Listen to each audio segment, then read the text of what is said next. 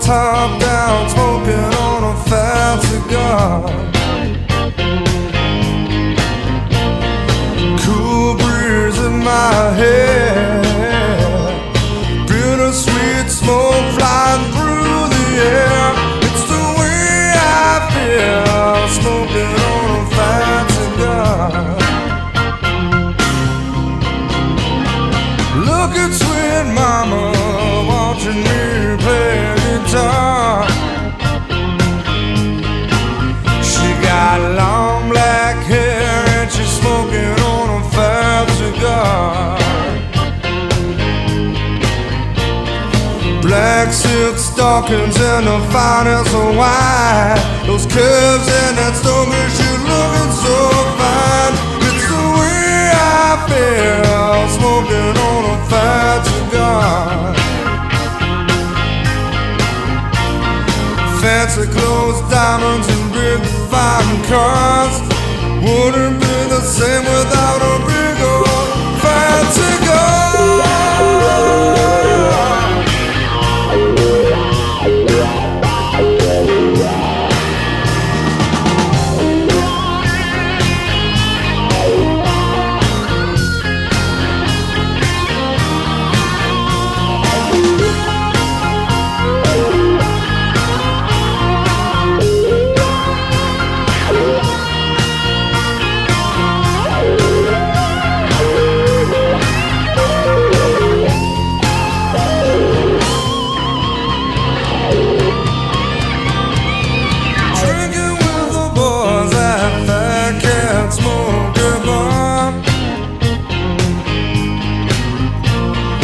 Talking about the master plans that'll make us go far. Such a beautiful, magical dream. Look into the end, we're holding all the green. It's the way I feel, smoking on a fat cigar. Big old fat cigars. Big old fat cigar.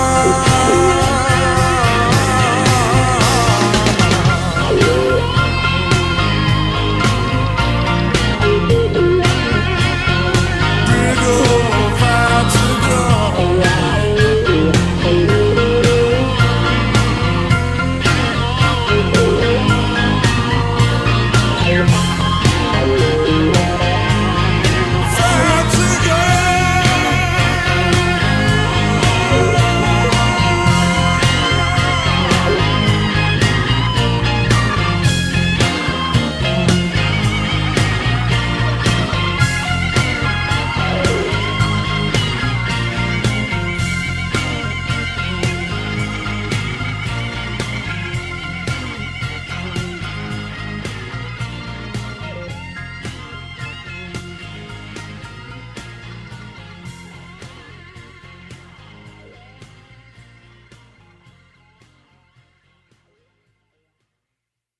Rather than, which basically works out, about 1 to 2 years from the point that they're ready to go. So I mean, the tobaccos, if you're using that whole seed to smoke nonsense, most of them are 2 to 3.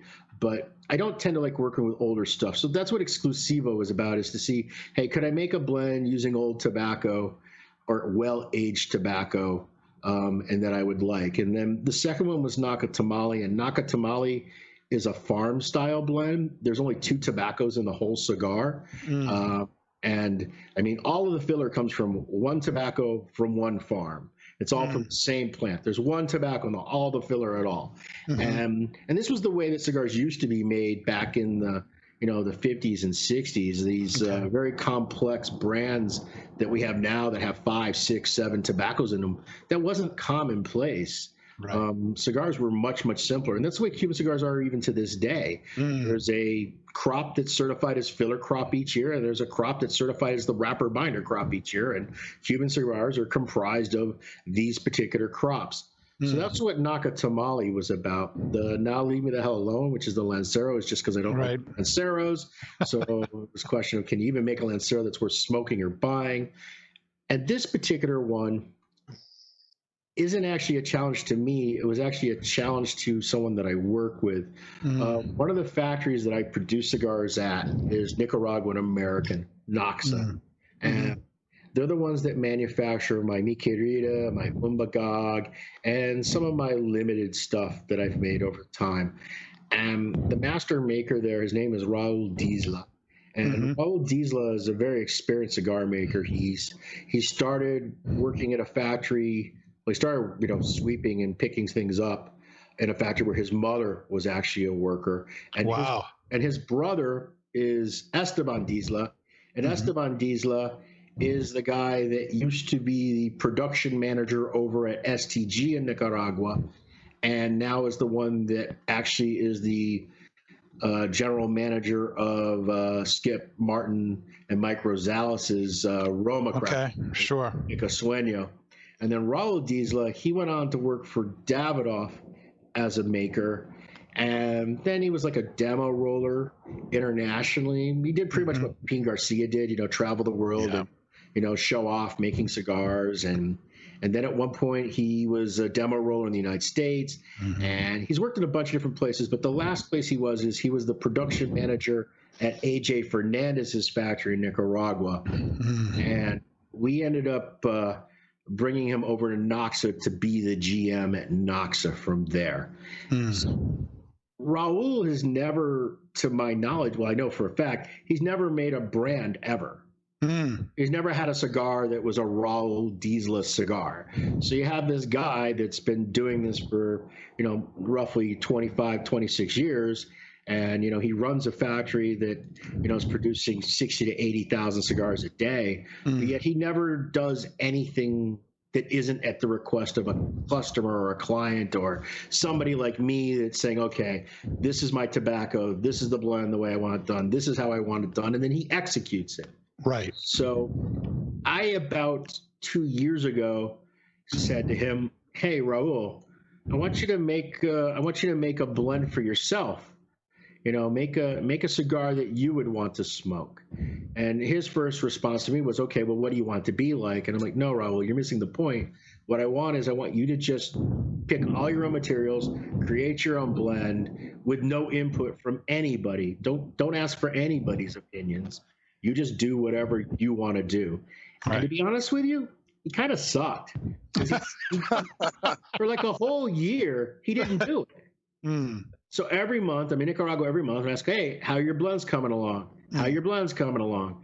And after about a year, I'm like, okay, Raul, where are these blends that you're supposed to be making that I asked you to make? And he just kind of got sheepish with me. And then I just started busting his balls about well, I guess you really don't know how to make cigars. You really need a white fat guy from America to come down here and tell you what to do. So I really started getting on him, and he kind of took it a little personal. Yeah. And then when he ended up doing when I went down next, he had 4 blends for me. And being Latino, and his name being Raul, he, of course, labeled them R-A-U-N-L because that's just the way they think. And awesome. And I smoked them, and I personally thought the U blend was the best of the blends. All the blends were good blends. But for me personally, the U blend was the one that I really liked. His personal preference was the blend that was labeled R. That's the blend that he thinks is the one that he thinks is the best and is the one that he would choose of the 4 for himself. So I then started saying, okay, Raul, I think this is a really good cigar. I mean, look, nobody really knows who you are. I said, what do you think about if I use it for the Muestra De Saka line? And that way I can, kind of showcase you to people.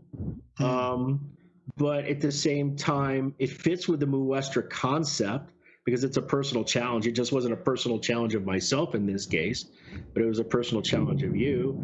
And let's just see what people think of the cigar. I think it's something that's really, really good. And at the same time, I'm not wasting the blend that you personally think is the best.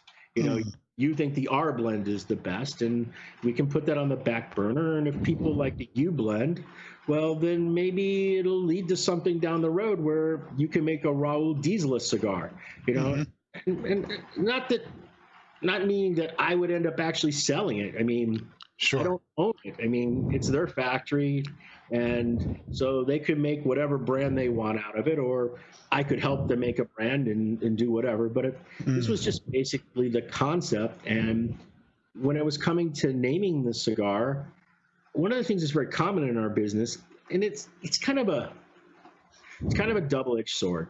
Mm-hmm. Consumers want to know the guy, right? So what ends up happening is you, as somebody in our business, is almost kind of forced to like take credit for a lot of stuff that you maybe didn't actually do. You know what I mean? Right. And you get certain people that just take credit because that's just the way they are. Mm-hmm. The truth is, there's no single brand in the marketplace that any one person did everything. You know what I mean? There's a lot of fingers in the pie. Right. Now, in some projects, there's less fingers in the pie. Sure. In bigger companies, there's a million fingers in the pie. Mm-hmm. And so I kind of thought, hey, you know, why not just so there's a lot of like stolen valor that happens very commonly in our business, either because of ego and also because that's what consumers want. They want a very simple story. The story of team sounds like a good romantic story, but it just don't sell. You know what I mean? Well, everybody says, oh, you know, team. The reality is, no, they want to say, no, I met Jonathan Drew. No, I met Rocky Patel. No, I met, you know what I mean? Right. So it's very common. So I thought, well, if that's the normal, why not call this brand Unstolen Valor? Because that way, you know, it's me giving credit to Raul very publicly, which normally is not what happens in our business. You know what I mean? So I thought the name was a little tongue-in-cheek, but yet I thought it made kind of sense with it. And so and honestly, I got to tell you, I may have totally screwed myself on this because I think it's an excellent cigar. And I can tell you already, people are going to say it's the best Muestra De Saka that I've ever made, and I didn't make it. You know what I mean? So all I did was, I'm just the guy that smoked and said, that one's the best one. That's the one that should be in the box. That was my entire contribution to the project, coming up with the name of Unstolen Valor. And then the other thing that I did is I, of course, said to Raul that, okay, if we're going to do this, this is part of Muestra De Saka. And all the cigars in Muestra De Saka have to be just, it's I don't know whether Sin Compromiso or Muestra De Saka are my flagship products, but they're both at that very tippy top echelon tier. You know what I mean? They are not cheap cigars. They're $15 to $20 style cigars. So I said to Raul, this can't be an $8, $9, $12 quality cigar. It's going to be this blend, but you're going to have to really, you know, my style of construction, my style of quality control, my style of tobacco selection. You're going to have to really get this to my standards for me to be willing to put in a box, you know, because I'm going to be the one that, you know, I can tell the story 100 times, but in the end, when it fails, I'm going to be the one that takes the brunt of it. Right. And when it succeeds, I'm going to get zero credit for it succeeding. So it's almost a lose-lose no matter what happens. Why not? I really, and I think it's a cigar. It tastes very different than my other cigars because it isn't my work. But at the same time, I also think it's a cigar that people who like my style of blends are going to be really appreciative of. I can see consumers of Dunbarton Tobacco and Trust saying, wow, this was a really great cigar. So I think it's definitely an interesting one to try and an interesting one to smoke. And the benefit nobody's going to get, it appears, is they age beautifully. They just, I mean, taste so good when you allow them to have an extra 8, 9, 10 months in the humidor. But it seems to me like everyone's just going to smoke them immediately. And so no one's going to have the luxury of knowing what it tastes like with any age on it. But look, we're already making more. We were absurdly oversold on the first, and we're making more. And I'm actually oversold even on the second batch already. Wow. And so I mean, it's a crazy thing, but it's just, I don't know. It's a hard cigar to describe. I find a lot of pepper notes in it, but none of them are biting sharp pepper. It's just a lot of spicy little transitions in it. And I find that there's a little bit of like a bit of softness to it. And in the beginning, it's more kind of a medium plus kind of smoke, but it really builds up in the back end. It gets a little bit stronger as you get down to the last inch and a half of it. And I just I think it's a really great smoke. Now, is the R better? According to Raul, R is better. He's just wrong. Well, We'll have that conversation when the time comes. Hopefully, at some point we'll be able to sample the R as well and give you our take on who's right. Kendra, we are drinking Old Forester Rye with this, correct? That is correct. You want to tell us a little bit about this rye here? Sure. So this Old Forester Rye came out into the market in 2019. Old Forester, though, that is a historical bourbon brand, one of the longest running bourbon brands on the market, 150 years currently. A lot of firsts came out of Old Forester, so some really interesting history with Old Forester. We love it here in the lounge. We previously had a 724 Old Forester. It is now gone, and we're hoping to get another one at some point. But a little bit about the rye that we have tonight. I'm just going to share some tasting notes. Aroma. So you're going to get some brown sugar, some floral, and the taste. So like peppercorn, definitely some cinnamon. And the finish is nice dry. Still, that peppercorn is going to stay with you, and the spice in the back. So with what Steve was just saying, it sounds like it's going to pair up really well with it's going to complement with the peppercorn. Yeah, Paul, what do you think of the pairing right now? Yeah, so the pairing is absolutely wonderful. That's my word today, wonderful. Ooh, nice. Yeah, I get a lot of cinnamon spice, some brown sugar, and a touch of citrus, Kendra, with the Old Forester. With the cigar, it's just been really, really enjoyable. A lot of spice, some mild sweetness, a lot of earthy wood tones. The pairing is bringing out more of those earthy wood tones. Just really, really enjoyable. Nick, what about you? What's your take on things? The pairing is absolutely delicious. The bourbon is bringing out a really nice sweetness to the cigar. Really nice complexity, very well balanced cigar, medium body. Construction is holding up wonderfully. I got a nice third of an ash on there, and it's not coming off anytime soon. Really nice earthy woody tones in there, and a very nice light spice on the retrohale. Bree, what about you? I'm really enjoying this pairing. I was surprised by the cigar. I was definitely expecting it to be almost like too bold, but it's actually perfect. I get like a little bit of spice off of the first hit when I first lit it up. It's still holding up very well. I haven't had to relight at all. I'm getting like almost like a very like smooth woodiness from it, and then the bourbon comes in and kind of adds like the pepper, so it's a lot smoother than I was expecting, and I kind of like that it's not too earthy. It's like the perfect amount of earth and smoothness. Nice. Dave, yourself? Yeah, I'm getting to me it's very spicy in the retrohale, and I'm getting this like earthy peppercorn in the taste in my mouth. I'm not sure if it's from the cigar or from the mix of the drink and the cigar together. But my construction is pretty on point. I just ashed. It was over an inch long. But so far, this has been like absolutely superb, Steve. This is good stuff. It should really be superb. How much is it a stick? It's like $17. Yeah, it's like $18. It better be dang near perfect. And that's in a non-tax state, for God's sakes. So no, true. Yeah, no, it should be. Glad I bought two. Hey, I have a question for you. Why do you think it's a Nicaraguan pure? Did I write that somewhere, or did I say that?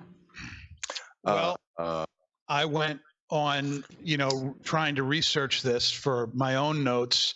And according to Half Wheel, they have it down as wrapper, binder, filler, all from Nicaragua. They don't specify any more than that, but that's what it says. So that's why I'm thinking, Half Wheel is one of these. And Half Wheel would have gotten the information from me, but I think I made a mistake when I told him that.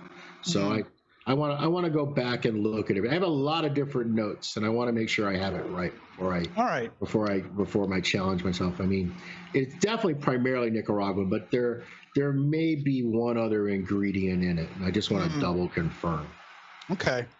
So, Steve, what's with the whole Saka Squatch thing? How did that come about? Why do you want to be associated with the Bigfoot? It's not the way it works. So what happened was, I used to be an exec consultant at a company called JR Cigar, which is in Whippany, New Jersey. Right. That's where the corporate headquarters was. And I never was willing to move to Jersey, so I had a corporate apartment there. So when I wasn't traveling to Central America or the Dominican Republic, I would go down there on a Monday from New Hampshire, and then I would drive back on a Friday. And one Friday in the truck heading north, I realized that I had forgotten my cigars at the office, and I can't drive without smoking. It's like a seatbelt. I literally freak out. Yeah, I'm the same way. And particularly when you're thinking that I'm going to be in this truck for 5 to 6 hours, there's just no way that's happening. And so I did what everybody does. I picked up my phone and I Googled or Yelped, and I figured out where the nearest cigar store was. And I got off at the exit, and I went in the cigar store. And when I walked through the door, the owner said, "Oh my God, Steve Saka's in my cigar store. It's like seeing Sasquatch." Right? And so I ended up buying a few cigars and just sitting there and, talking with the guys that were in the shop, with their regulars that hang out there on a Friday night. And then about once a month, I would stop there on my way back up and just hang out with the people that were the regulars. And they just started calling me in that one store Saka Squatch.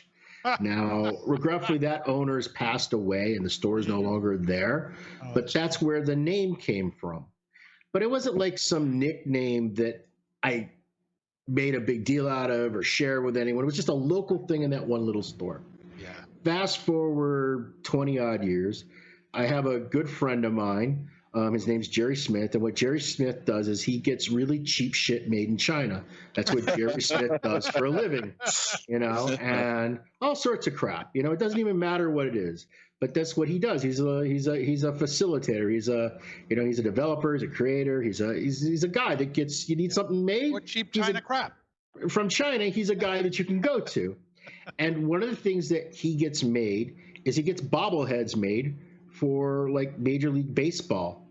And one day he calls me and says, "Hey, Steve, could you send me a picture of your head? I need a picture from the front. I need a picture from the side. I need a picture from 3/4." I'm like, "Why do you need a fucking picture of my head, Jerry?" And he's like, "Well, I want to get a custom bobblehead made of you as a gift." And I'm like, "What?" He's like, "Yeah." He's like, "I'm going to get him make it with a cigar in its mouth." He says, "It's going to be really cool." And I'm like, "Jerry, I don't want a bobblehead of me. I've already got a pumpkin of a head. Why do I need a bobblehead?" Right? And he's like, no, it's going to be really neat. And I'm like, "Jerry, I don't want a goddamn bobblehead, man. It's stupid. I don't want it." And he's like, "Why do you got to be a dick about everything, Sock? I'm trying to give you a gift. I'm trying to make something special because you're my friend and I want to thank you." And I'm like, "Jerry, I just don't want a bobblehead." And I said, "You know what? Do you think they could make a statue of a Sasquatch smoking a cigar?" And goes, "I don't know. I can ask them." And I said, "Okay, you know what, Jerry? That would be kind of cool." And I was thinking about this Saka Squatch thing. Sure. And I just thought I was going to get, if I got one, it was going to go up on my shelf of shame. I got a shelf that's got all this weird crap on it. Yeah. And it would go get put up there. So anyways, Jerry made, or had the Chinese make, that statue that I see in the pictures there. And he met me at Leaf Cigar Bar and Restaurant, and which is famous smoke shop. That's their bar store thing. And I had a meeting there at Famous, and it ended up that he met me there and he gave that thing to me, and I got it, and I was like, "Wow, Jerry, this is really nice. I was actually blown away by how nice it was. It was like way better than I ever could have imagined. Okay. So I said, I was thankful, blah, blah, blah. I set it on the bar. Next thing I know, the owner from Famous Smoke Shop comes through and he sees it on the bar and he looks at this thing and he picks it up and he starts laughing. And he's like, and the thing is, if you don't know this guy, he never laughs at anything. Okay. And he was like, this is brilliant. Right. He's like, how can I get these? I could give these away with every box. You know what I mean? And of course, the first thing out of my mouth is, well, you can. It was a gift. But Jerry, he makes cheap shit in China and sells it. That's what Jerry does. So he just walked right over me. And next thing I knew, he cut a deal with that guy for 500 of these statues.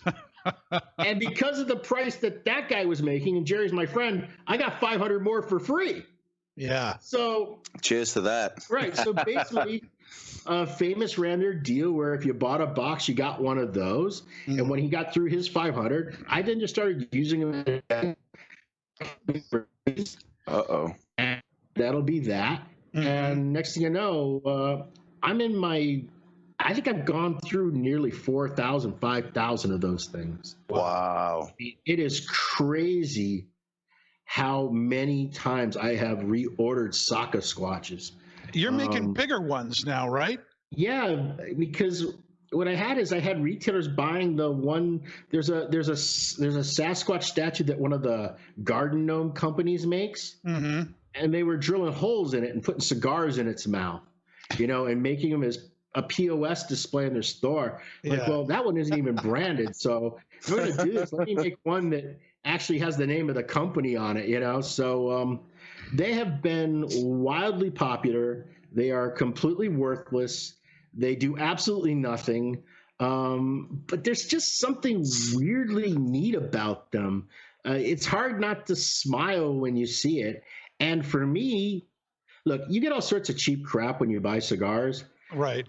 Nobody needs another bad hat. Nobody needs another dull cutter. Nobody needs another lighter that's going to work for a week. So nobody needs a Saka Squatch either, okay? But it's different. It's different than everything else. Different. Yeah. And so, people put them on their desk. And then the benefit to me is because it does actually look so cool. Tons of people post pictures of them online. Right. So I get a ton of free social media marketing out of these dopey little statues. Yep. But I wish I could tell you it was some sort of masterful stroke of marketing, but it really honestly wasn't. It's just one of these weird things that friend made me something really crappy, and next thing I know, everybody wants it, and that's just kind of where it came from. Now, awesome. You didn't move down to New Jersey to be part of JR's down there. You've stayed in New Hampshire. They have terrible gun laws in New Jersey. Yes, they do. Taxes are ridiculous. No way. Taxes are ridiculous too. But what's kept you from, moving down to Miami or something where a lot of other cigar companies are? What keeps you in New Hampshire? No, I did move to Miami when I took the president position at Drew Estate. Yeah, but you're here now. What'd you move back for? Because my wife abandoned me. She hated Miami. She was like, this place sucks. I'm going back to New Hampshire. I'm going to buy a house. And when you're done screwing around, come up and see me. And so for about a year and a half, I tried to run the factory in Nicaragua, be in the office in Miami. I mean, it wasn't like I was president of the company. Right. So I was, and it wasn't like it was a stable company. It was a crazy company. So, a short week was an 85-hour work week.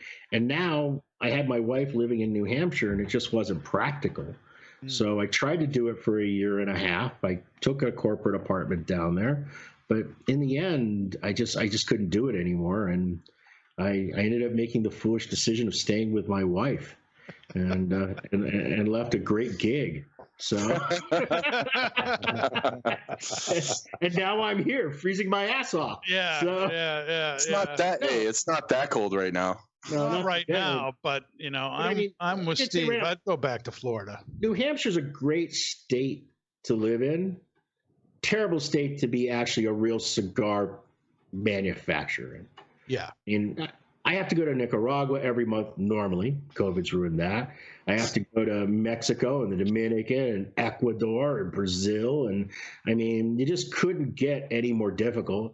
I guess I could live in Hawaii or Alaska if I really wanted to make my life a perfect hell. But I mean, it's not the ideal place to actually do what I do for a living. But it is the place that, and look, I can't blame my wife because, look, Miami did suck. I mean, I'm just, and everyone that lives in Miami hates me for saying it, but Miami sucks. Great place to go on vacation. Spend a week or two, you'll have a blast. But living in that city it's a sucky city to live in. And everything, I have a good friend from the Netherlands, and the way she describes it is everything in Miami is plastic fantastic. Everybody's just showing off. Everything's about what car they drive, what watch they wear, how big their wife's breast jobs are. It's basically Hollywood, but with a Spanish accent. You know what I mean? It's that same kind of just showboat kind of environment. It's a difficult city to drive in. It's a difficult city. Everybody is a little bit sketchy. Everyone's a little on the take. You know what I mean? And it's a weird. So like, and we moved 6 times in 6 years. Wow. Trying to find some place that we would like. And it was impossible. I mean, it was just nothing ever seemed to fit. So I don't miss Miami at all. I really don't. All right. So you're back in New Hampshire. You start Dunbarton Tobacco and Trust. What are some of the challenges that you had to overcome to get that new company off the ground, Steve? I don't know about challenges. I think the biggest challenge is that I just don't have the energy or the vigor I had when I was young. Because, so the first company in the late 80s, I started from scratch. But then the next company that I went to, I mean, it was already a $400 million plus a year company, and tons of infrastructure there. And then even when I went to Drew State, as much as a shit show as that was when I got there, there was still already 250, 270 employees. It just needed a little bit of trimming and efficiency, and put some standards and practices in place. Right. But it wasn't the same. Doing this from total scratch, I really had forgotten how much work it was to go from complete scratch. And I gotten spoiled. I mean, I've had a lot of minions over the last 20 years, and I really miss minions. I really do.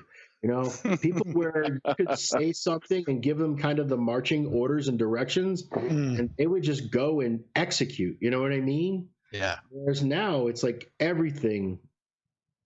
I have to do everything ourselves. There's nobody to do anything. Even getting stupid Saka squatches made, that's me. You know what I mean? Yeah. Every single band, I have to design it. Every single ad, every single bit of copy, all the prices, all the tobacco purchasing, all the blending. I mean, it's just the amount of work there is just endless. It's crazy. And I really A, underestimated it, and B, I really overestimated what I'm personally capable of doing anymore. I don't have the youth and the vigor that I used to have. And I don't even think I'm as smart as I used to be. I used to be a lot quicker on the uptake. And I look, I'm wiser and I'm more experienced, but I don't think I'm as sharp as I was 20 years ago. I think my synapses were firing a lot quicker 20 years ago than they are now. Oh, the $5,000 of booze that you've had in the last 60 days may have something to do with that. I'm not sure, Steve. Thank God pot isn't legal for recreational in New Hampshire. Yeah. Well, that being said, what do you think your biggest strengths are right now? My biggest strengths. Your biggest strengths for the business right now. Experience? Well, obviously, experience makes a difference. I mean, I've seen so much and done so much, and I've had the benefit of being at much larger companies. That's, and like when I was at JR, we were constantly running deals. In any given month, there were 50 different promotions. Right. And you really start to understand what makes consumers react and how they react to things. And you basically have 50 test cases every single month. So you kind of learn what they like, what they don't like, what makes them feel warm and fuzzy, which makes them willing to buy, what makes them willing to look at something as though it deserves more respect than something else. So there's a tremendous education in that. I have the odd advantage of most people in our business come from like one particular thing. They're a tobacco guy, or they're a factory guy, or they're a marketer guy, or they're a sales guy. I have had the luxury of being involved in everything. And I'm not necessarily the best at any of it, but actually understand how it's interconnected and how it works definitely gives me a tremendous advantage. The other thing that I think gives me an advantage is I just don't look at customers like their wallets. I mean, I really try to make a superior product. And, one of the basic criteria I always use is, okay, so a Muestra De Saka costs $17.95 in a coffin. Would I spend $17.95 for this cigar? Would I open up my wallet and actually buy a box of Mickey Rita? Would I buy a box of Sober Mesa Brulee? And if I can't honestly say yes, then why am I trying to sell it to somebody? You know what I mean? So, kind of using, that standard. And, and I'm a bit of a dick. I'm really picky about everything. I'm super critical. I have great attention to detail. I'm a great planner. Weaknesses, I'm not really particularly good at the whole dog and pony sales pitch thing, but I've seemed to have found a way, knowing that I'm not good at that, to make how I am work to my advantage. It's one of those things that, my bluntness sometimes turns a lot of people off, but when they realize that I'm just always this way and it's not like, oh, I'm just trying to be a dick, they kind of look at it a little different. And you know what? And that's the difference. There's a difference between being critical and judgmental and having high expectations, but at the same time also being fair and reasonable versus just being a dick. You know what I mean? There is definitely a difference between the two.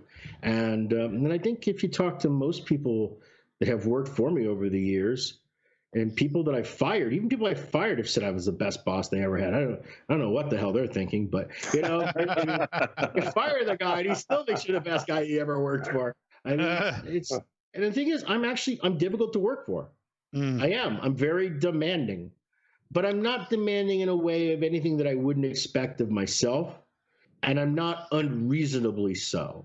And the thing is, and I think that's the other thing is, as critical as I am, I'm definitely the most critical of myself. I'm way more critical of my work, what I'm doing, how I did something, how I'm not doing something.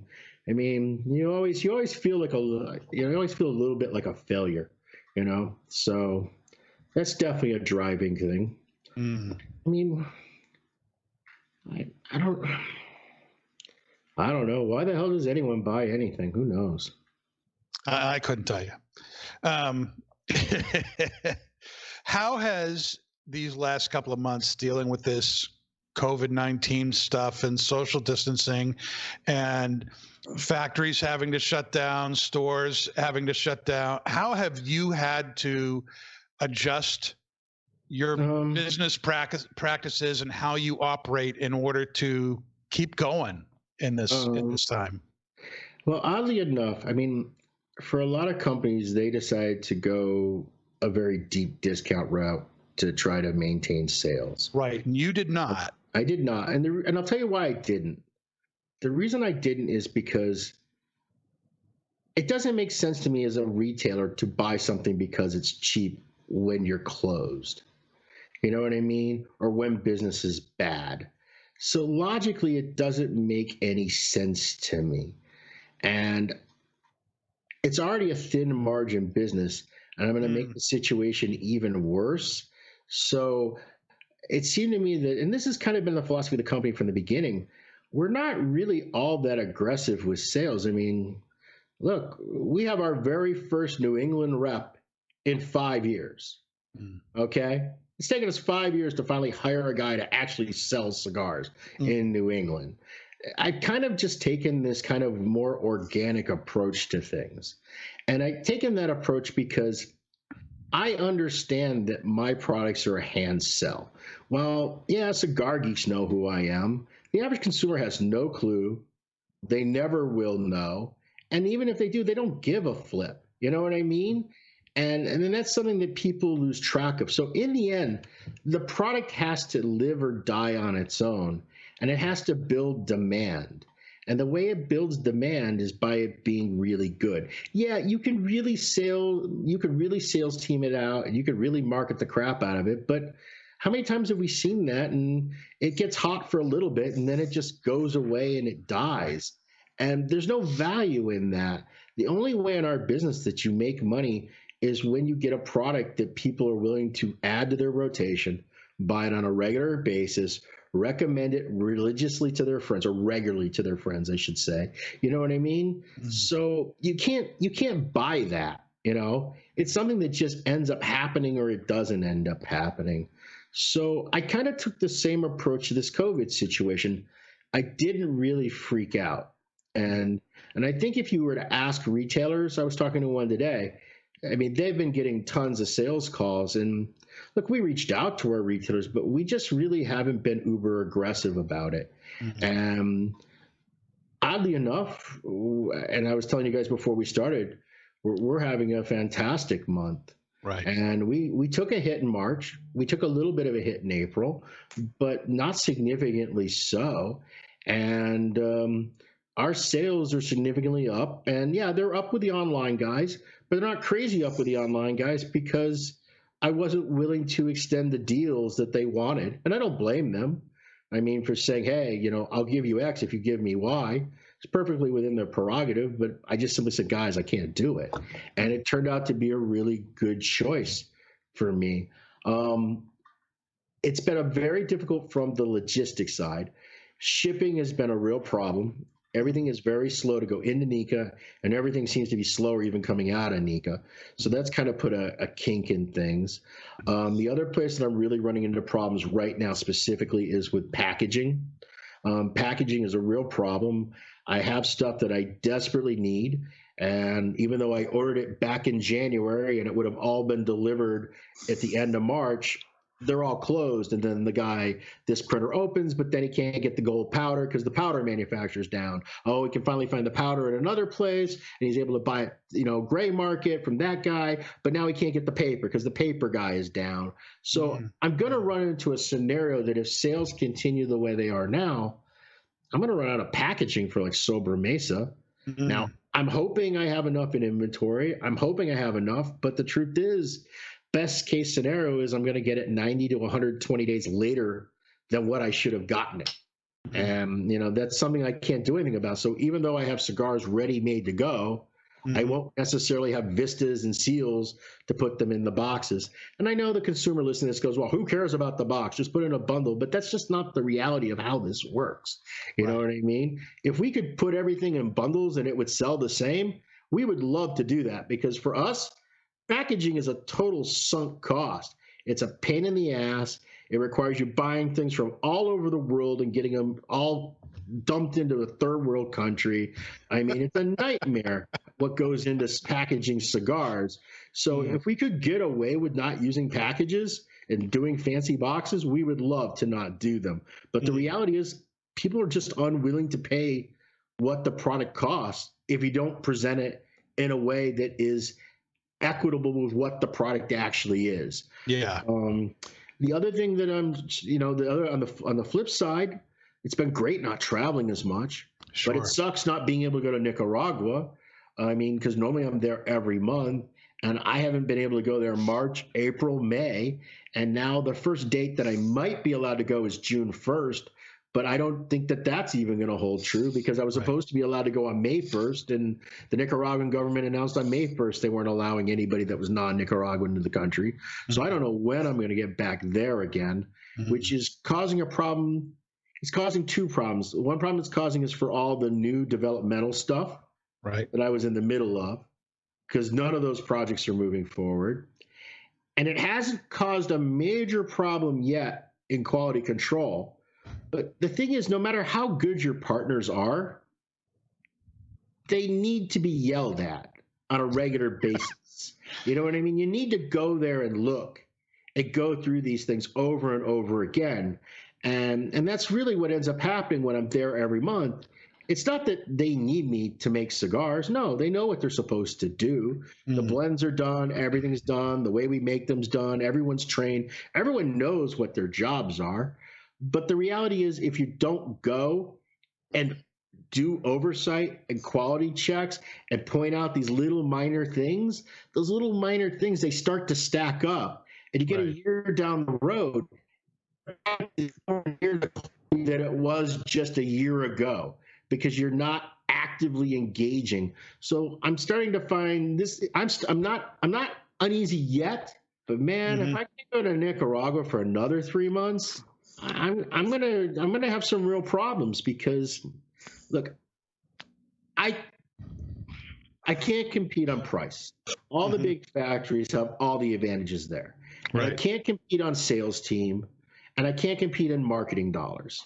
So the only place that I can compete is on the quality of the product. That's the only place that the playing field is level where I can make just as good or better than anybody else. So for me, if I'm not able to maintain that, then that's a real problem for a company like me, because that is the only place that I actually can compete head to head. So, I mean, the other thing that's been kind of good about this is I've had crap on my to-do list from last summer, and I've been banging some of that stuff off it. And that's really sweet, to get things, just crazy. You have no idea how it stacks up. So I had at one point coming into this year from last year, I still had 326 things on my to-do list. 326 coming into year 2020. I've gotten 200 of those suckers off the list. It's amazing. And some of them are such minor little stupid things, but you know what I mean? 10 minutes here, 30 minutes there, an hour there, 4 hours there. It really adds up. So that part's been really cool to see the to-do list kind of shrink a little bit. What are some of those 300 and something things you had on your list for a year? Yeah, sure. You actually have a list of 300 something things? I have a list that I use. How else are you supposed to keep track of that much? I'm smart, but I'm not that smart. Okay. So for example, I need to take all my UPC codes and put them in a single one file database, and I need to rescale them all for the new printer that I've been working with. Because what's happened is originally I was using a different printer for the UPC stickers, and then I switched in the middle, but some of my stickers are not of the proper format. So what I've been doing is every single time I need to reprint stickers on a one-by-one basis, I've been taking the hour it takes per sticker to adjust that one design, that one AI file to send to the printer. So it's been on my to-do list to just at one point sit down and get them all to the proper size. Stupid little thing. But it took me about 40 hours, to do that. And when do you have 40 hours to do crap like that? Right. Well, when you have 40 hours, you have 40 hours when you start watching reruns on Netflix. You have 40 hours when you're draining bottles of bourbon. You know what I mean? You have 40 hours when you're on your 100th Zoom chat. So it's simple things like that. And so it's and some of the tasks are egregiously small. Like I have this file that's called pics by others that are just like really great photos that other people have taken, but I didn't know who a lot of them were from. So I wanted to try to figure out, well, who actually owns this photo? Who took this picture? I took the time to take a screenshot of it, but I didn't take the time to rename the file to the name of who was the creator of the file. Right. Dopey little stupid stuff like that. To prepare we have a material inventory. It's something I did today. Have a material inventory list that we use that I get monthly updates on what are the packaging material levels at the factory. Right. But the problem is the one that comes from the Hoyt, Nicaragua factory is in a different format than the one that comes from the Nicaraguan American factory. So what ends up happening is I can't have the files combined in a way that I could use in one common spreadsheet model to figure out what my min maxes are. So I wanted to take their file format and the other file format and merge them together. So now that I have one common file format, you know what I mean? That will make things easier in the long run. So it's a lot of stupid tasks like that. That's going to save a lot of time in the long run. Well, that's what you're hoping it's going to do. Right. But unless you buy a new printer. Right. Unless I get a new printer. Yeah. If I hire a different printer, I'm from scratch again. And this goes back to the Minions conversation, because before it wouldn't have mattered. There would have been some dude that's what his job was to worry about the pre-pressed files for UPC stickers. And that's like the silly things that consumers don't think about. UPC stickers are actually a real pain in the neck to do. And but at the same time, you really have to do them, in my opinion. I don't understand manufacturers that don't do them. Yeah. Because what ends up happening is you send them to the retailers, and then they got to pick every single cigar out of the box, and they got to finger caress, to use the more politer term, every single cigar, and then, and then put a sticker on it, and how many cigars get damaged, and they never put them back in the box anywhere near as attractive as how they started in the box. Yeah. Girls in Nicaragua. So, it doesn't make any sense to put that burden on the retailers, in my opinion. It makes my product actually look worse on the shelf. Can you talk a little bit about, and we've touched on it a little bit, but can you talk a little bit about maybe some of the blessings and challenges of owning and running a business with your wife, Cindy? Man, this is a bad day asking that question.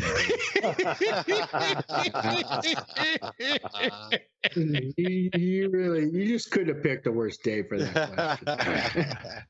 That's my job. Let me say this. You're welcome, Steve. If Cindy wasn't part of the business, I would close the business. I mean, that's how integral she is. I mean, no, she's not doing any of the cigar stuff, and she's not doing any of the product creation or any of those things. But the day in, day out, the handling of the office, the handling of sales, the handling of the warehouse, all the things associated with customer relations between us and the retailers, that's all handled by Cindy and her team. You know what I mean? All the bookkeeping. For all I know, she has $6 million in an offshore account. I honestly wouldn't know. I mean, because she handles all of the money. So I mean, she's an integral part of the business. But and we have very, very defined responsibilities. So there isn't a whole lot of overlap other than me complaining that she isn't doing something right. I'm very good at that. So, but yeah, I mean, she's, so like, for example, like, when I'm in New Hampshire, I'm never in the office. I don't go there. I actually think I would be in their way. I think it would make their jobs more difficult for me to actually be there, And the other thing too is our office is non-smoking because of the building that it's located in, and I'm not going to a building I can't smoke in. That's craziness. So, it's blasphemy. So I really, there's no point in it. So I primarily, when I'm in New Hampshire, I'm primarily working out of. I live in a very nice house, and we have like this, I don't know what you call it, an in-law quarters. I have a 3-car garage, and there's a space above the 3-car garage that has a full living area, it has a bathroom, it has a bedroom, and I pretty much it even has a little kind of like kitchen with a real stove and oven and refrigerator, and I work out of this space. So we don't really we kind of have our own things that we do. Now, last week we had Kurt on the show, and one of the things he shared with us, I had to have like 30 freaking questions for the guy to make sure that he actually spoke for more than 20 minutes. With you, Steve, you know, I come up with 5 or 6 questions and you're going to talk for like an hour and a half. But for Kurt, you know, it was like he talked more on last week's show than I've heard him talk in the last year. All right. So, really? But one of the things that he shared last week was how a miscommunication about making a shaggy foot laundress ended up being what ended up creating the dog walker cigar for him. Have you ever had any kind of mess up or miscommunication that, you know, something like that where you were able to turn it around to your benefit with what you're doing? I mean, the blend on the thick Lonsdale Todos Los Dias is not exactly the same as the other blends. The factory made the wrong blend for that cigar. I had 2 final tweaked versions, and I decided that I wanted A, and they made B, and it got delivered, and I started smoking. I'm like, what the hell is going on here? These are all wrong. And it turns out I actually like it better in hindsight. But I mean, so that, you know, that's, you know, so that happened. I had, sticking just in what I'm currently working on. I mean, I kind of screwed the pooch on the original Firecracker for 2 guys. I didn't understand I didn't make a closed foot cigar, which I was supposed to. I didn't know if that was something I was supposed to do. I knew about the stupid long pigtail thing I was supposed to do. And then the other thing I didn't know is I didn't know that I was just supposed to take the existing blend and just make it in the Firecracker size with the extra long pigtail. So I went out of my way and made a different version of the Mi Querida blend to be a little stronger and a little more powerful, because that just is what made sense to me. It's called Firecracker, so Firecracker should go boom. So I changed the blend, and I wasn't supposed to change the blend. I was supposed to leave it exactly the same, just make it in the Firecracker format. But that turned out to be a good mistake, because it led to the release of Tricky Chaka. Which is a great cigar. I mean, so that worked out to my advantage. Have I made any mistakes that have cost me? I know I must have, but I can't think of any cigar related. Why am I not surprised? Yeah. Normally, look. I mean, even when I make something bad, my bad is still pretty damn good. You know what I mean? I don't make crap. So it's not like things go completely off the rails. It's little minor thises and that's, and and a lot of times I understand that I agonize over that. I don't think that 99.5% of consumers would ever even notice and tell. I mean, I think that most people that smoke a Mi Querida and an Umbaga, I think most of them can't tell the difference between the blends. Well, let me ask you another question here. Do you think you might ever collaborate a project with Kurt and 724, 2 New Hampshire-based companies working together? Yeah. Stop with this song and dance here. So here's the thing. Kurt's watching. He wants to know. Actually, yeah, it's okay. No, I'm going to tell you. Kurt kind of did it. Kurt did kind of this Jewish mother's guilt thing on me. Okay. I did Firecracker for Dave, right? Right. And Dave sold 500 boxes like in 3 days. Right. And then the year after that, I did like another 500 boxes for Dave, which he sold like in a week. And Kurt kind of made this statement. He goes, "No, Dave isn't the only retailer in New Hampshire." Ooh. It's kind of what he said, you know? Yeah. Dave isn't the only retailer in New Hampshire. And the thing I had to explain, that I explained to Kurt, I'm just going to explain it out loud. When I choose to do these special projects, they're not really about sales. They're really more about marketing because, look, it's only 500 boxes. It's only 250 boxes. This company is not going to live or die on these products. Right. Okay. I'm not shooting for that model that some small companies are in. So for me, the projects have to have more to them than just, oh, here's an easy way to sell 250 or 500 boxes of expensive cigars. And for me, it's the marketing angle of getting my name out there, getting the retailer. So for me, the retailers that are the loudest are the ones that are the best. And that's why if you look, I've done projects with Dave. I've done a project with Abe at Smoke Inn, Red Meat Lovers. I do special sizes in copper miso for Jeff at Corona Cigar. I'm choosing these places because I know that they're going to give me a lot of marketing. And as you said, you had to prepare how many questions for Kurt? Yeah, Kurt's 30. a great guy and he runs a great business, but he's not like the bullhorn kind of guy. It's not his personality, right? Right. It's just simply not. So it doesn't make Kurt for me a good fit where somebody like Crazy Ronnie at Secreto Cigar Bar in, Michigan, who is not, Kurt's a way better customer than Ronnie is. Okay. But Ronnie's like a fucking chihuahua. You know what I mean? He's relentless. Okay. And then when you're a small company like mine, you need that. It helps a lot because it doesn't just sell at Don Derma.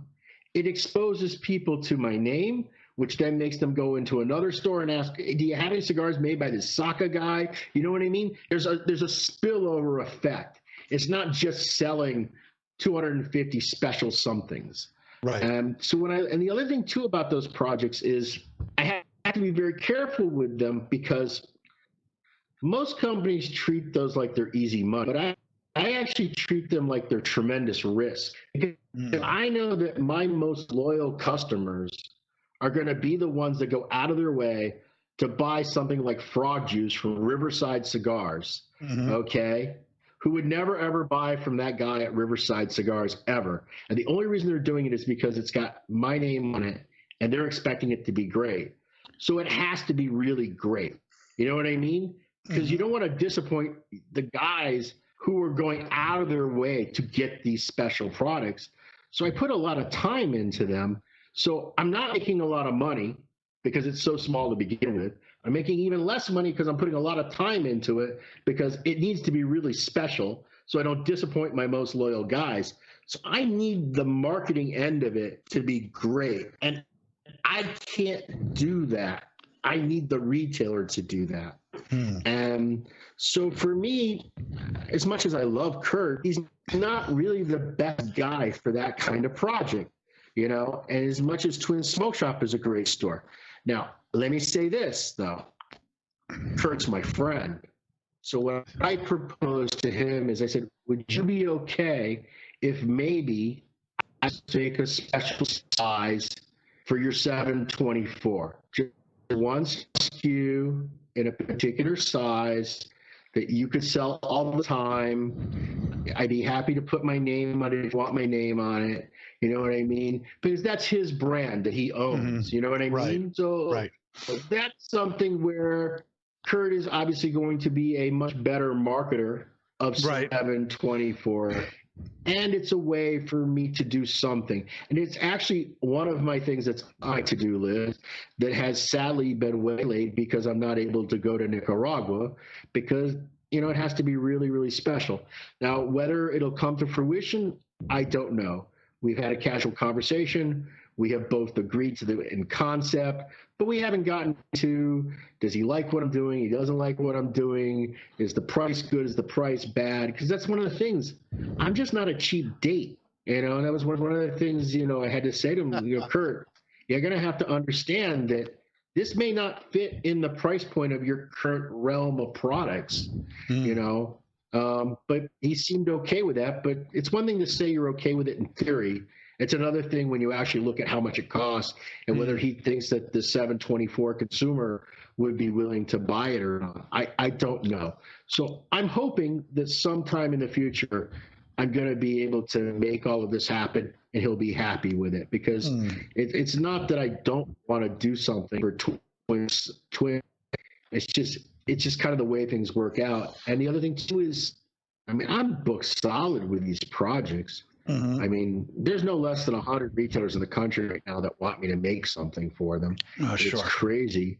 And on top of that, I keep making the same stuff over again, because normally you make these like limited kind of things for a retailer and exclusive, and they typically just are kind of like a once and done kind of thing.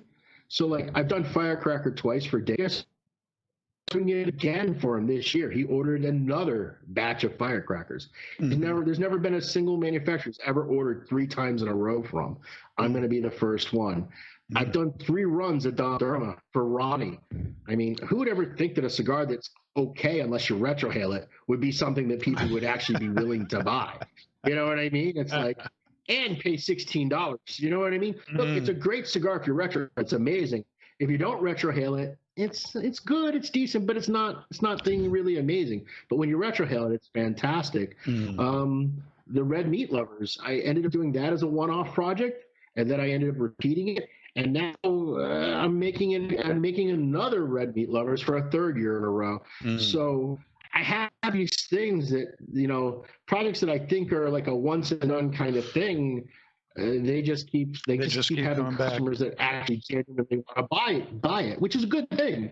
Don't get me wrong, but you don't think that that's the way it's going to work, most firecracker manufacturers, they do 1 year and they move on. All right, one last question, Steve. I need you to.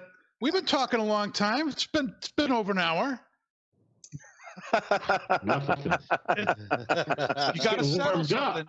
You got to settle something for Paul and I. You got to settle this debate. Oh man, what is it? Is the Sober Mesa Brulee sugar tipped or not? No, it's definitely not. Look, I can't prove a negative, but the best thing I can say to a consumer is, go buy a Sweet Jane or a Baccarat and put that in your mouth, and then put a Sober Mesa Brulee in your mouth, and tell me if you think the Sober Mesa Brulee is sweet tipped. I don't know what else to do other than to say that. It doesn't bother me that some people think it's sweet tipped. I'm constantly correcting it, but at the same time, if people like it and they think it's sweet tipped, then I'm okay with it. If they like it and they don't think it's sweet tipped, I'm okay with it. If there's people that don't buy it, even though they like it because they think it's sweet tipped, well, then they're just idiots. I can't do anything about that. If you don't like it, then it doesn't matter whether it's sweet tipped or not sweet tipped. You shouldn't buy the damn thing anyways. You see that, Paul? I was maybe somewhere. What I would say to people about Brulee is, don't smoke one. Just take out any box. Just take the cellophane off 10 of them and put them in your mouth. And you're going to notice that the sweetness is uneven from cigar to cigar. And if that wasn't natural, I found some way to make 10 different, sweet tips that I'm randomly applying across these products, because it's just not possible. It's just, but in the end, I might someday actually, depending on where the FDA heads, I might actually release a sweet tip version. Where I actually make sweet tip and actually just put on the box, and then let everybody have, or maybe better than that, because I really don't really want to do it. Maybe I'll make a 5-count sampler where, you know what I mean? Where one of the 5 is sweet and the other 4 aren't. And just put letters on them, A through E, and then let everybody decide which one's the sweet tip one in the package. That might be interesting. That would I could actually sell a be lot of interesting. those. Yeah, I mean, you know, but I don't. But the question in the end is, and the other thing too is, you know, this is a weird. So I'm a purist about what I like to smoke. I'm a purist about what other people like. I mean, I'm not the arbiter of good taste. So people that smoke Sweet Janes or Baccarats or Nat Sherman Hosts or, you know, any of the acids or any of the Lauretans, Java. I mean, all those cigars have sweet tips on them. Absolutely. So there's definitely a consumer market for it. So for me, it's just a question of, if it was sweet tip, I would be okay with telling consumers this is a sweet cigar. I wouldn't have to hide it or be ashamed of it being sweet tip. So, but in the end, people think it is, then it is. As long as you give me your money, I don't care. You can tell me what you want. All right, Paul. I don't know about everybody else, but I'm just about at the end of my cigar here. Paul, me too. What's your final take on the Unstolen Valor? Well, I got to tell you, Steve, this has been the most. Because What? what are you going to say but good things? I mean, have you ever had anybody on the burger say, you know, the cigar really kind of sucked? I mean, how do you do that? That's a good point. That's a very good point, Steve. I mean, you're all going to say nice things, even if you don't believe them to be true. And so I think that whenever anybody says from this point forward, all consumers should discount. Go from there. Go ahead and talk how great it is. Well, how about this as a critique for you? I'm going to say For me, it's a really great cigar. It's well balanced, medium bodied, really great with the bourbon. It's absolutely fantastic with the bourbon. The Old Forester Rye that Kendra suggested. It's really good. The only problem that I have is with the price. Unfortunately, for me, I'm a cheapskate. My pockets ain't that deep. But it's a really good cigar. Would I buy it all the time? Probably not. My favorite cigar in your line is going to be the Grand Buffalo, which used to be called the Masusia. That for me is an unbelievable cigar. This is also a really good cigar, and either what? That's $13.95 if I remember right? $13.75, $13.95. Yeah, that's a lot of cigar for the money, and it's unbelievable. That for me feels like you're getting the heart and soul of Steve Saka. You know what I mean? Not that you haven't put your soul in any other cigars. Cigar is I'm making that size for the Tricky Traka this year too. Oh, really? Man, that's awesome! I can't wait to get my lips around that one. Why am I not surprised? I think it's. I'll tell you why. Dark, long cigar. A lot of my Grand Buffalo sales are courtesy of La Flor Dominicana. Yeah, and their inability to produce. So they just take diggers. And the thing is, you're a digger customer and you like those really big cigars, really big, gigantic cigars, they're just kind of airballs. You know what I mean? They don't have a lot of, they certainly don't have a lot of strength. So when you're a digger guy, you're a digger guy. You really don't have any choices. So here on the shelf, Grand Buffaloes do as a good as a digger. It's in the wheelhouse that a digger guy can appreciate Grand Buffalo. Yeah. And then what ends up happening is when the diggers come back in, most customers then become kind of both digger and Grand Buffaloes, because Grand Buffalo gives them an alternative choice when before they didn't have an alternative choice to a digger. And so I think the Tricky Traka version of it, I think that'll definitely be way in those guys' wheelhouse. They're going to really like it. Yeah. So, Paul, what were you going to say about the cigar? Good place for me. I was just going to say it's been an incredibly enjoyable cigar. One of my favorites from your line, Steve. Just a great smoke, very consistent. Just well-balanced cigar, too. Those earthy wood notes with the spice. The spice has definitely picked up. The intensity level has definitely picked up now that I'm almost down to pipe-worthy on the cigar. So it's just been really a great, great cigar. I'm thoroughly enjoyed it. Thank you very much for making it. Bree, what about yourself? For me, yeah. So as I had said originally, right off the bat, I was expecting it to be more than it was. It's been very well balanced and very smooth, and I was almost starting to get scared that I wasn't going to get anything too much flavor-wise from it. But now I'm starting to get some of the pepper slowly coming to the surface. When you add the bourbon with it, I feel like the bourbon is more peppery, which kind of balances the mild pepper in the cigar really well, actually. So I think that even though this is technically a medium-bodied smoke, if I were recommending this to somebody who, you know, is used to more mild cigars, I would even say that they could give this a try.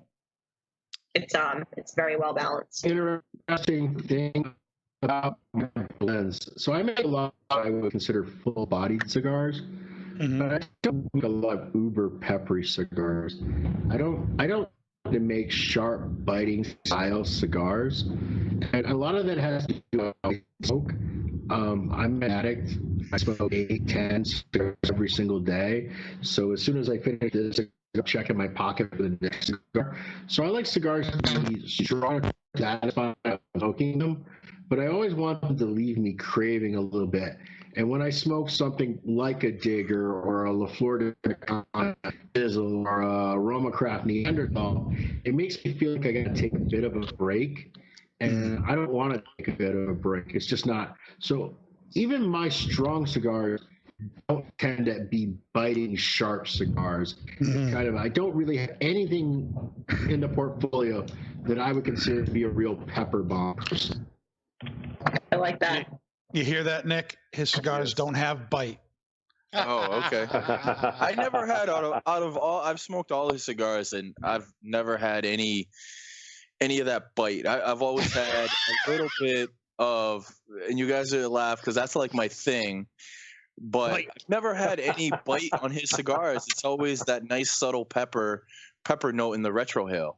Always very smooth cigar. Never disappointed with smoking a Sober Mesa or a Mi Querido or a Tricky Chocolate for that matter.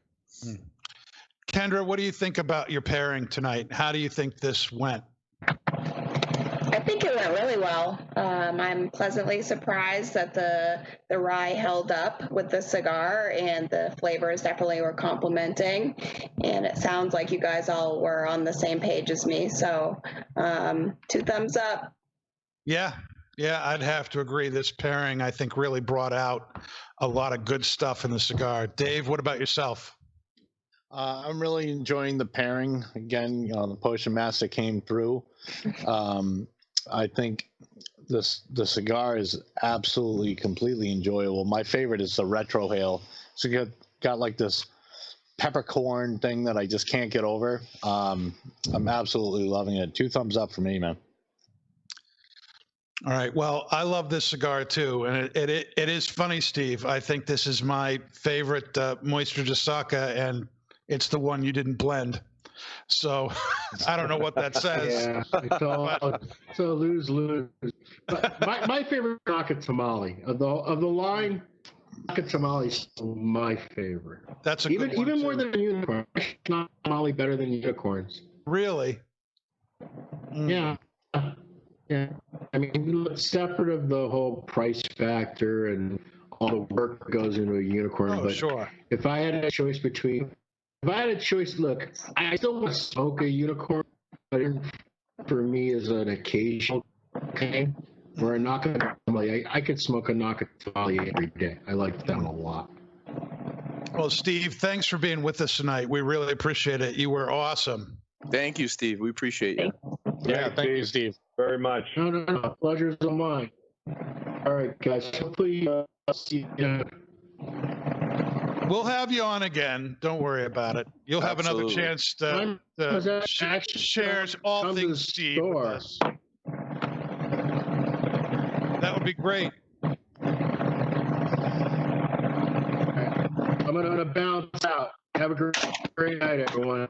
Bye, Steve. Thank Take you, it Steve. easy, brother. Take care. All right. Well, that was a really good interview there. And Oh, yeah, absolutely. took the whole cigar, took the whole thing. Pretty much. I had to put mine on my knife. On your knife? Oh, gosh. I didn't have a toothpick or a matchstick, so I got the next best thing, and I think I'm now smoking the knife. So now we're going to switch over to our pipe here and be smoking a blend from Gregory Pease called Jackknife Plug. Came out back in 2011, but it is a great pipe tobacco. And from the tin, it says dark-fired Kentucky leaf and ripe red Virginia tobaccos with their deep, earthy flavors are layered on a central core of golden flue cured for a hint of bright sweetness, then pressed and matured in cakes, and finally cut into 2-ounce blocks. Slice it thick and rub it out for ribbon cut, thin for shag, or chop it into cubes. The choice is yours. Excuse me. And then GL Pease wrote some notes about this too that I was able to get. And this, of course, was back in 2011. He said, excuse me. you're excused. He said, this one has been a long time coming. I've had more requests than I can count to make a plug and to make some stronger blends. There's something about playing with the tobacco, cutting it, rubbing it out, preparing it, and smoking that connects us more closely with the whole process. A plug like this can be sliced thick or thin so the smoker gains complete control over the way it will pack and the way it will burn. It's quite rewarding. My favorite approach with jackknife has been to slice it very thin, about 1/32 of an inch, rub it completely into a fine shag, and then filling the pipe carefully, not packing too tightly, and that results in a wonderful, cool, effortless smoke, and the fine cut seems to enhance the sweetness of the Virginias and bring out the subtle, natural perfume of the dark-fired Kentucky leaf. GL Pease is manufactured by Cornell and Deal. It's a Virginia and Burley blend. Dark-fired Kentucky and Virginia are the contents of this blend here. No flavoring. It's a plug cut. And we have a drink that we've not really ever done before. We're doing a coffee tonight. You want to tell us what makes this coffee a 724 special kind of thing? So this is our Italiano coffee.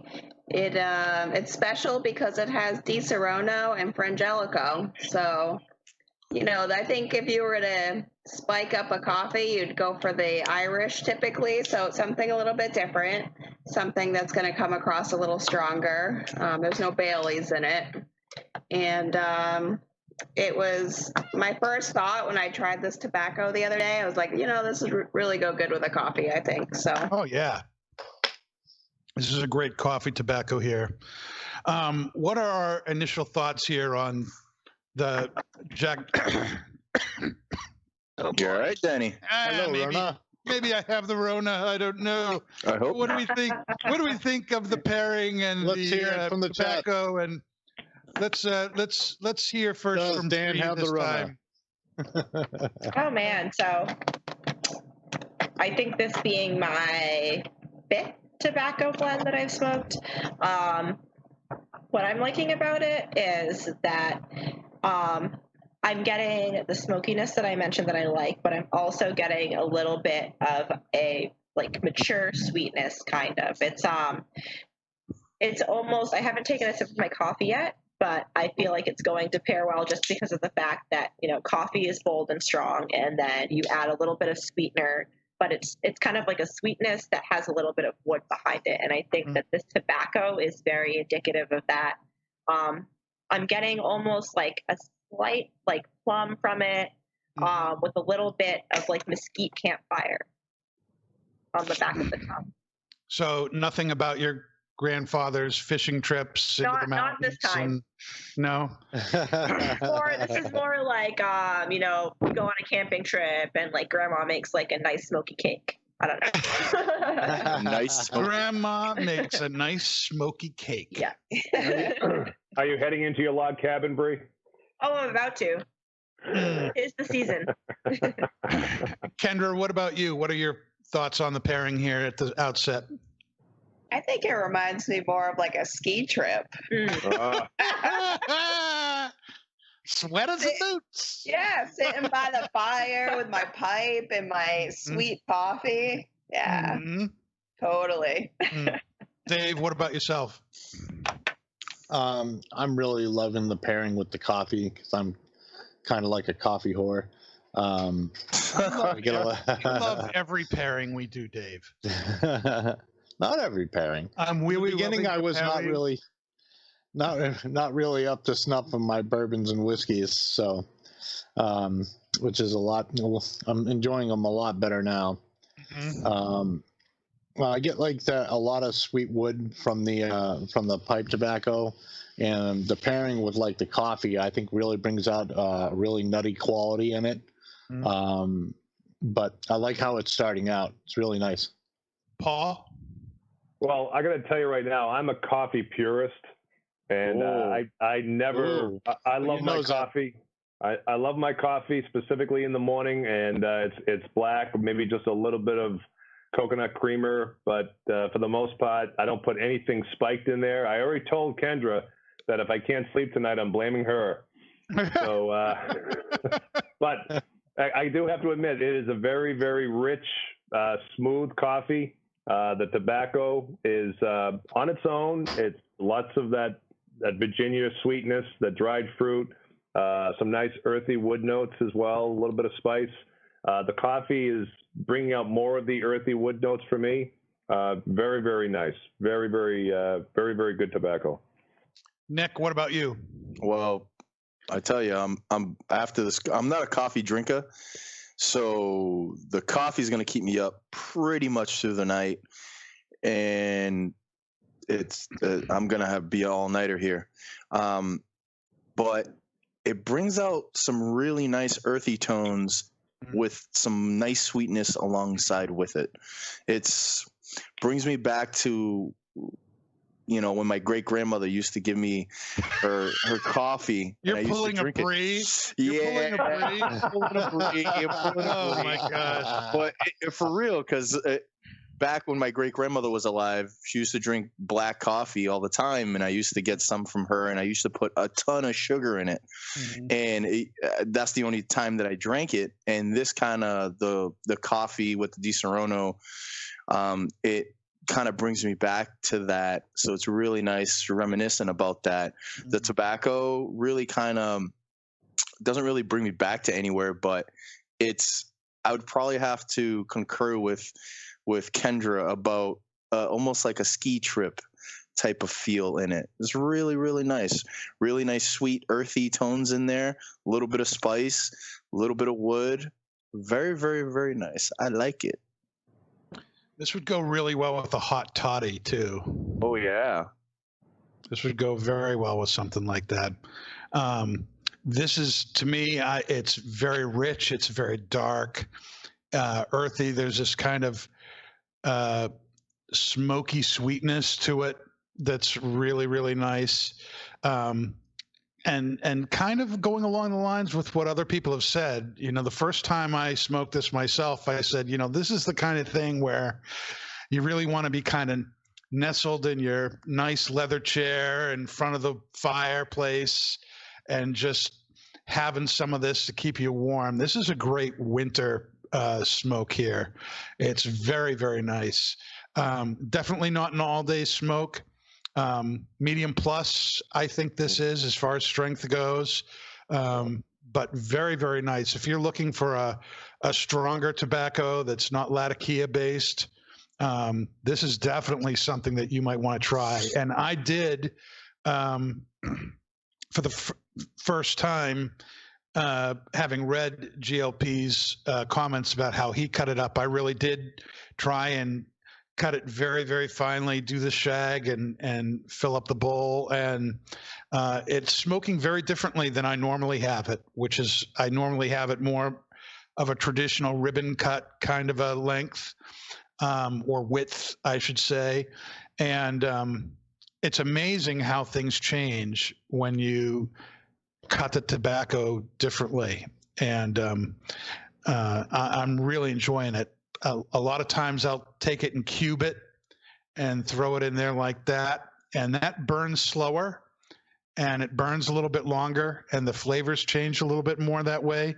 This way, I think I'm getting more of the sweetness of the Virginias out of this, and that's really enjoyable. I think the coffee is going very, very well with this. Coffee goes so well with almost every kind of tobacco. But especially this, where the flavors are so dark and kind of naturally sweet, it really complements the coffee with the Frangelica and everything in it. It's very, very good. Paul, we are going to do our news segment with you this time. And I know you have a story for us that you want to share and that I think we all might talk about a little bit after he's finished updating us on what's going on in the industry right now. Sure. Well, folks, a couple of weeks ago, we were talking about what the PCA Convention and Trade Show, along with Venetian, was preparing to do for the upcoming trade show in July. But it's been announced this week that the Convention and Trade Show, which is the cigar industry's most important event on the calendar, has been canceled. What?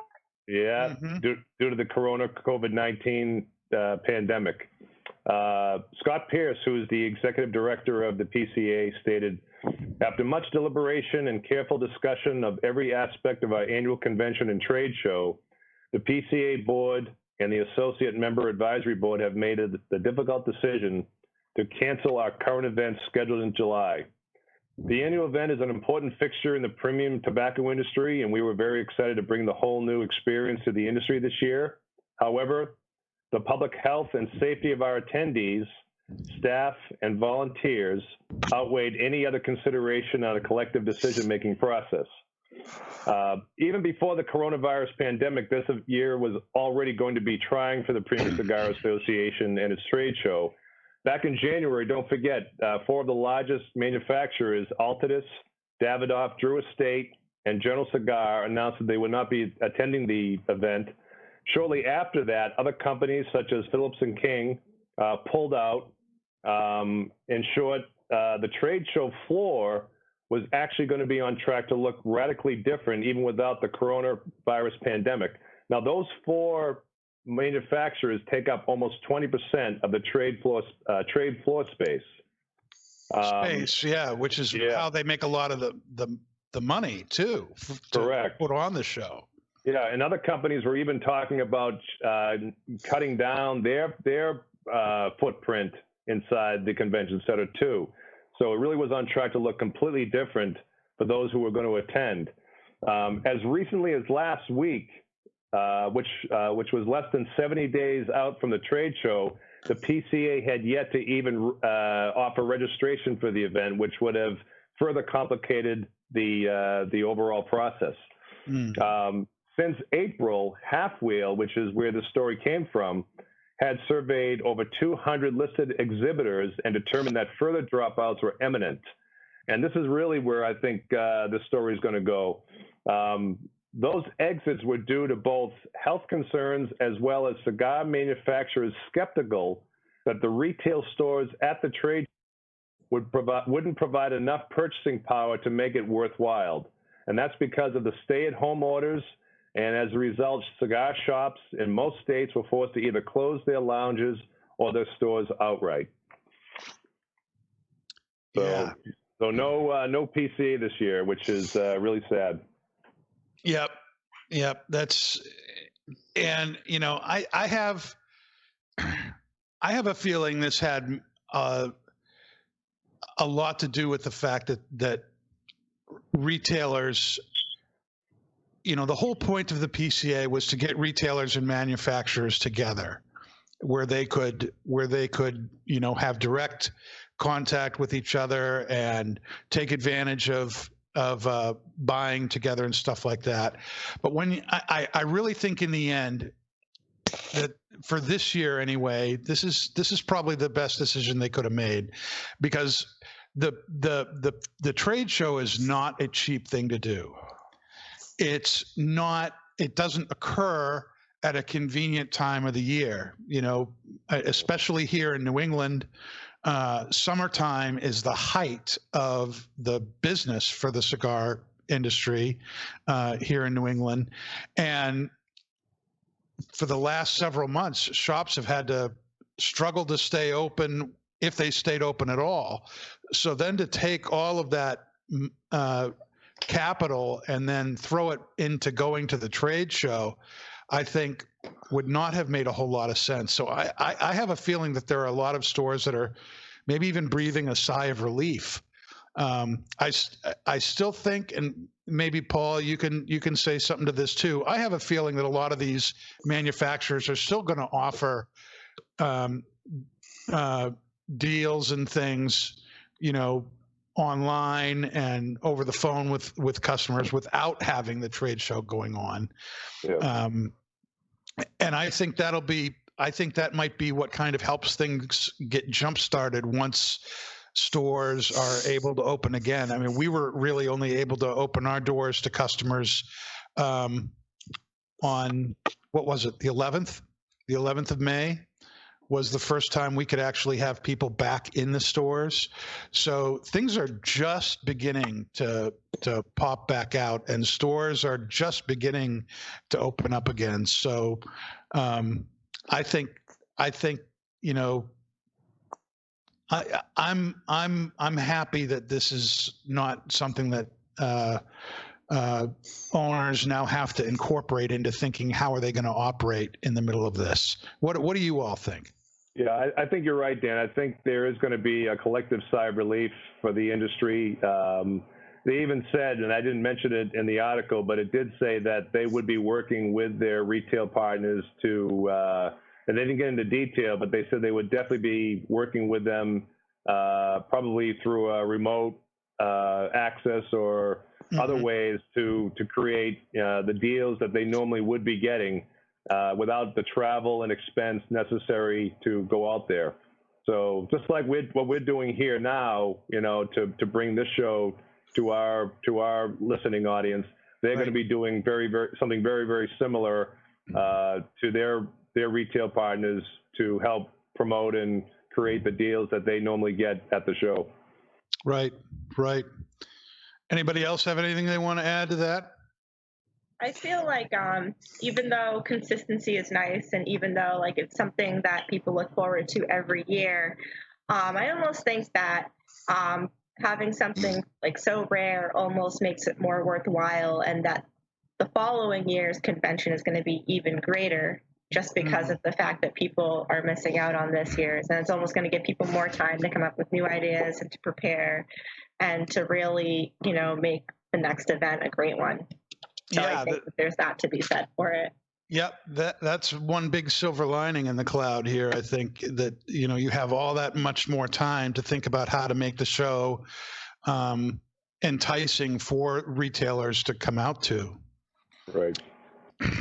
All right, guys, are you ready for this week's Would You Rather question? I'm ready, baby. You ready? All right, Nick, you open your mouth first, so we're going to start with you. All right? Hit me. Would you rather be able to lie and have no one know, or be able to tell when someone else is lying?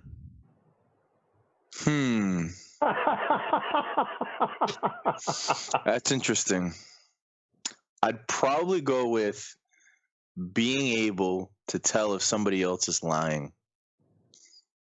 I'd probably have to go with that one. I thought you'd be saying the other one, Dan, Nick. I thought you'd be saying if you. No, I don't know. To call people out on their BS, man.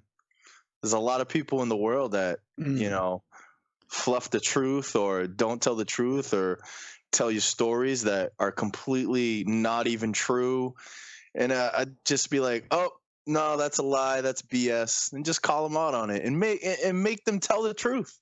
Is that because you're gullible? Yes, very. Absolutely. Have you ever seen the show Lie to Me? No. Okay. Enough said. David, what about you? Would you rather be able to lie and have nobody know, or be able to tell when anyone is lying to you? Well, I feel like I've got a good bead on what people are saying to me. You have a good bead? Yeah, I'm good bead on what, it's an old painting term, but okay, a good bead on whatever people are saying to me today. You and your terms today. I feel like I'd probably go with, you know, being able to get away with a lie, because, you know, at that point it's like I feel like I probably wouldn't be living at the same standard of living that I am now. I could be a lot more if I could just, you know, come out with all this stuff and people would just instantly believe it and be like, "Oh my God, that's amazing," you know?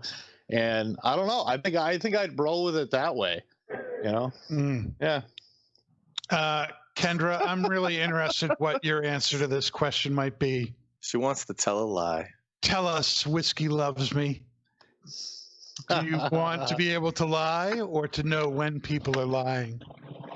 I think I'm already pretty good at knowing when people are lying, especially my husband.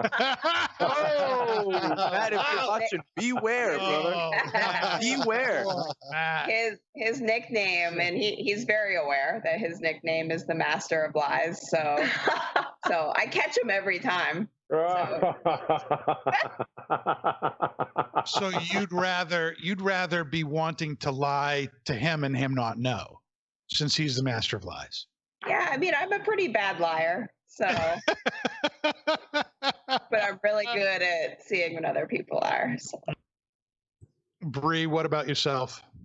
All right, so I feel that skill or not, skill as in whether you're good at lying, not good at lying, I would rather be able to tell when somebody's lying. So as somebody who is studying psychology, I do feel I have a good read on when people are lying. However, people are also very good at deceiving the common signs of lying. So I would like to just have the innate ability to be able to be like, you're lying, and make a decision from there. I like to live my life kind of as like you know, this is my honest opinion. I don't really have a reason to lie, and I probably shouldn't be lying anyway. So, yeah. Yeah. Now, let me ask you the same question. Have you ever seen the TV show Lie to Me? I've not. Okay. This is very interesting. Very, very interesting. So Paul, what about yourself? I'm with Bree and Nick on this one. I would rather be able to tell when someone else is lying, because then, just like they said, just call them out. Just be able to say, I know you're full of crap, and I have no problem calling them out right on the spot. So, all right. Very, very interesting. Very interesting here. Now that we've had a few more minutes to talk about the pipe tobacco and things, what's your is the bowl changing at all? Are you getting any new flavors or anything like that? Bree, you're nodding your head. Why don't you tell us what's going on with you?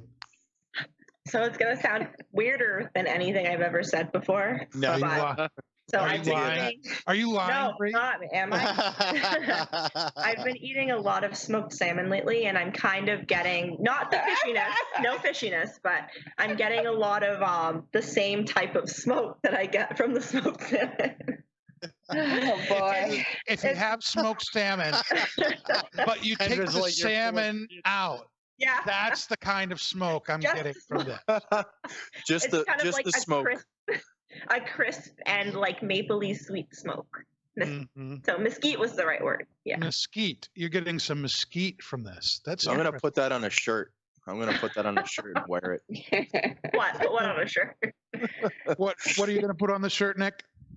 It's like smoked salmon, but not. and have Oh, it's just picture. salmon. Without the salmon.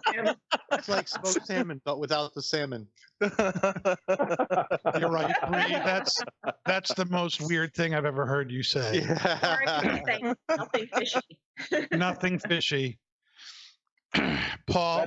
That's Nick's new line. Another day, another salmon. I'm gonna get that instead. Another day, another salmon. Another day, another fish. Another day, another fish. The coffee is actually kind of not diluting. It's pulling out more of the smoky, earthy wood notes from the tobacco. It's pulling. Actually, it's keeping the sweet Virginias at bay a little bit. So, but tobacco on its own, I actually am getting a lot more sweetness from it without the coffee. I think it's really, really fantastic. David, what about yourself? Okay, Dave, actually, thank you. Danny, let him talk. Huh? My God. Oh, it's okay. It's okay. Go ahead, brother. Dave, are you going to talk? I feel like the coffee for me is kind of drowning out the taste of it. I've smoked it before, and it was a lot of nuttiness, a little mesquite to it, and it's like most of that I feel is like being drowned out by the coffee, and it's left me with just like the sweet wood and like a nuttiness kind of taste, almost like the haunted bookshop. But I think it's a good pairing, but I think, well, no, I don't think it's a good pairing. I think the drink is drowning out the tobacco. I'm gonna say with that. I'm glad you said that, Dave, because we all knew you were lying. Oh, God. Oh boy. Kendra, I need to know what you think now. Oh yeah. What do you think of Dave's comments? Do you think he's full of it? Do you think he's full of crap? Oh, you know what? Maybe Bree and I's pairing is better because I'm gonna come clean on a lie. Bree and I are drinking decaf. Yeah, that's right, Becca. Oh, You're drinking decaf and we're drinking calf.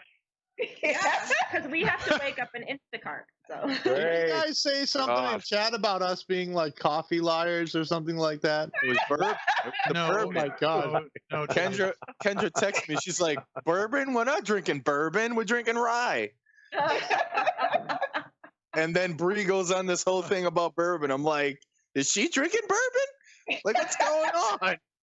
Bree and I have been drinking something completely different this whole time. Oh yeah. My God. And it was by the Potion Master. Next show, I'm drinking my own drink. I'm drinking moonshine. We should actually have one where, we each have our own pairing and see how they compare. That'd be interesting to do. Yes. Considering it's happening anyway, yes.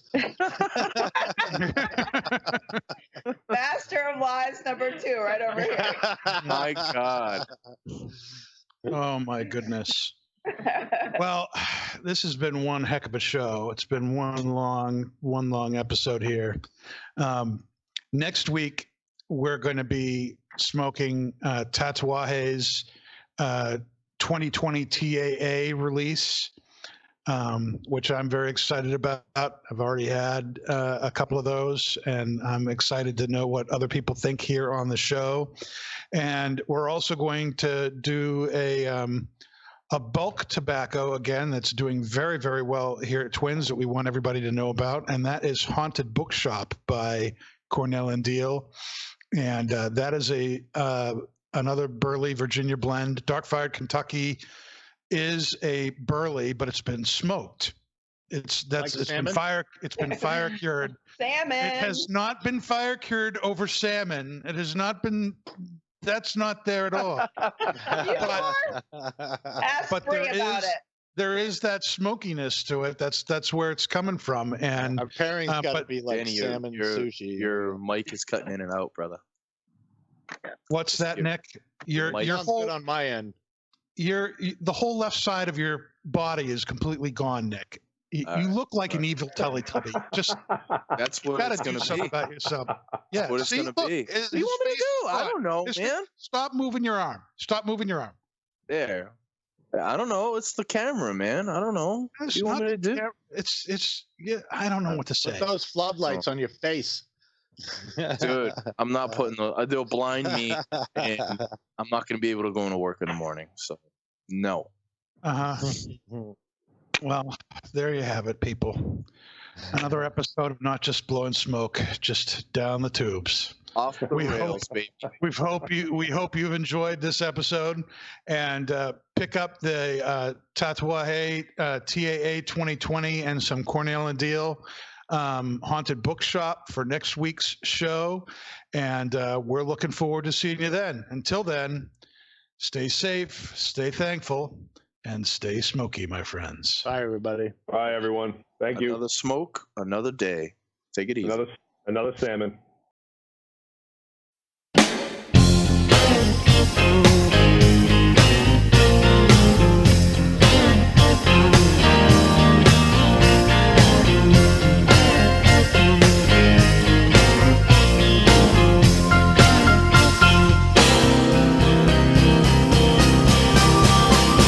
Surrounded by leather in my brand new fancy car,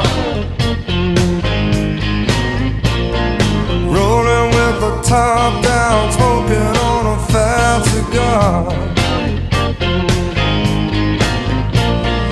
Cool breeze in my head, bittersweet smoke flying through the air. It's the way I feel, smoking on a fat cigar.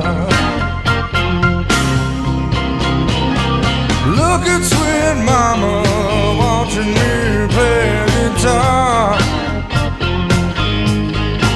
She got long black hair and she's smoking on a fat cigar. Black silk stockings and the finest of white. Those curves and that stomach, she's looking so fine. It's the way I feel, smoking on a fat cigar.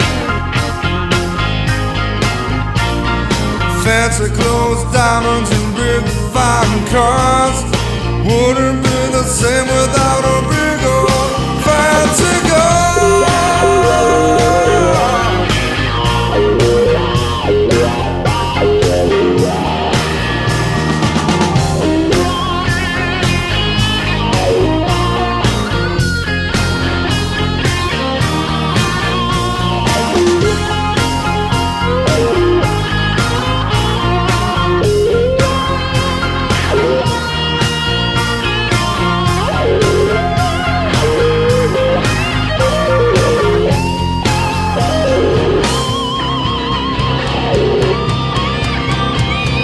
Drinking with the boys at Fat Cat Smoking Bar,